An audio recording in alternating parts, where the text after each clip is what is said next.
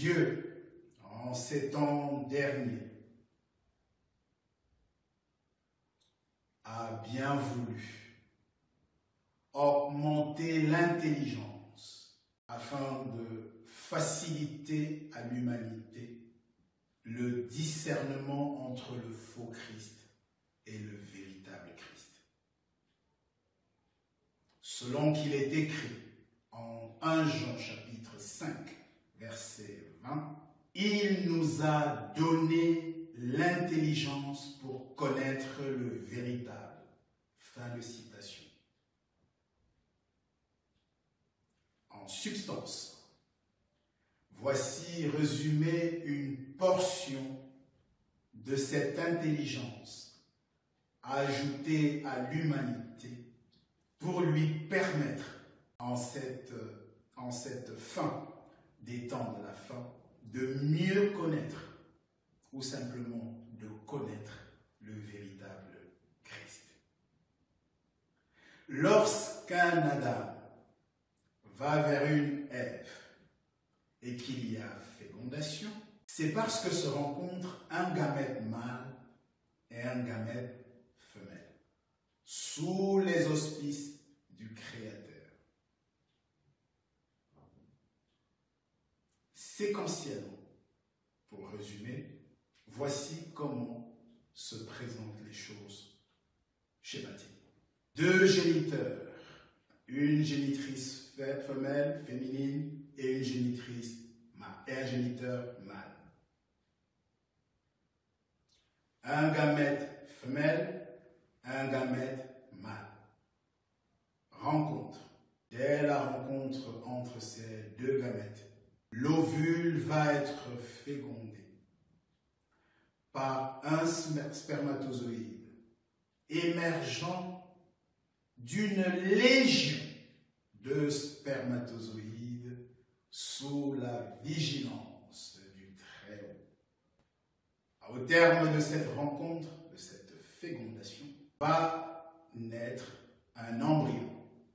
Et cet embryon va donner un fœtus de chair et de sang. Ce fœtus, par la suite, va déboucher sur un corps humain, un corps d'un fils d'homme ou encore d'une fille de l'homme, embarquant au total, en tout et pour tout, 46 chromosomes, 23 paires, 23 chromosomes de la génitrice féminine et 23 chromosomes du géniteur mâle.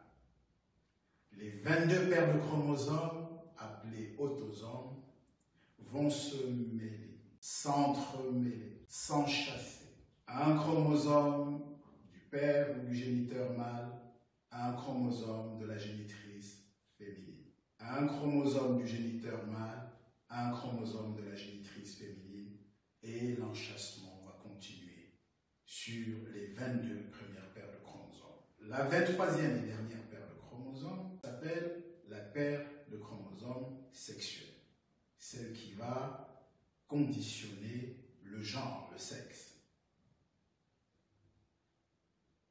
Lorsque l'enfant naissant est porteur de la paire XX, on a une fillette, un membre de la jante féminine. Lorsqu'au contraire, nous avons plutôt un apport de l'homme dans cette cotisation du chromosome Y, XY va donc donner naissance à un garçon. Il est important de bien noter que ces 46 chromosomes constituent ce qu'on appelle comme une ADN humain, c'est-à-dire le code génétique de l'espèce humaine, qui est l'ensemble des informations permettant la fabrication des organes, leur croissance, leur développement, leur fonctionnement et leur bon maintien dans le temps. Et cela aussi bien pour un organe pris isolément que pour l'ensemble du corps humain pris comme tel, avec à l'intérieur une harmonie formidable de l'ensemble de ces organes. Et bien entendu, le sang unique de l'espèce humaine qui va garantir dans le temps, avec le code génétique, donc l'hérédité de l'espèce. Et au sujet du sang, il y a un seul sang à l'espèce humaine. C'est ce que dit Acte 17, verset 26. Il faut savoir deux choses au sujet du sang. Première chose à savoir, le sang comporte des fonctions vitales, comme celle d'oxygéner l'organisme, comme celle d'alimenter l'organisme, ses cellules et ses tissus, comme celle de protéger le corps ou les organes des attaques hostiles extérieures. C'est notamment la fonction des globules blancs.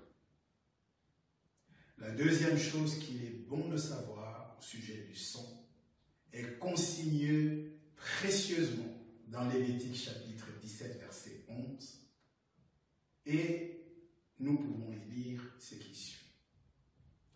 L'âme de toute chair est dans son sang. C'est par l'âme que le sang effectue l'expiation du péché. Lévitique chapitre 17, verset 11.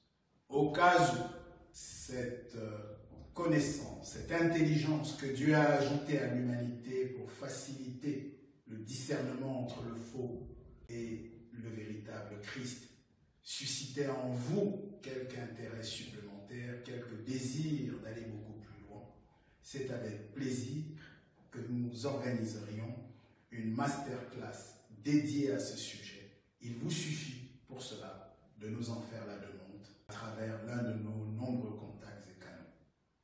Nous le ferons, je le réitère, avec grand plaisir.